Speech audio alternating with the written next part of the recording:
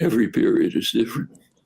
So take the 60s, about which, incidentally, there are many allusions. A huge issue in the 60s after the Civil Rights Movement.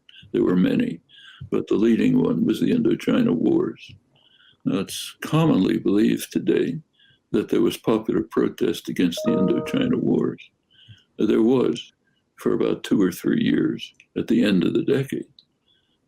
As late as 1966 in Boston, where I lived, probably the most liberal city in the country with a liberal press.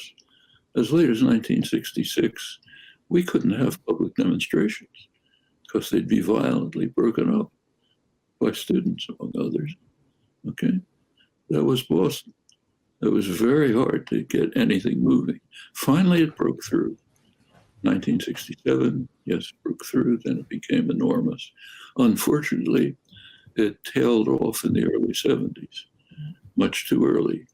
As soon as you draw away, then reaction sets in.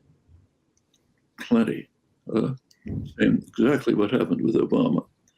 Too many people on the left forgot that they're on the left and said, okay, here's a nice guy, nice rhetoric, a wonderful marketing techniques. As you probably recall, his first election, he won an award from the American Advertising Association for the best marketing effort of the year.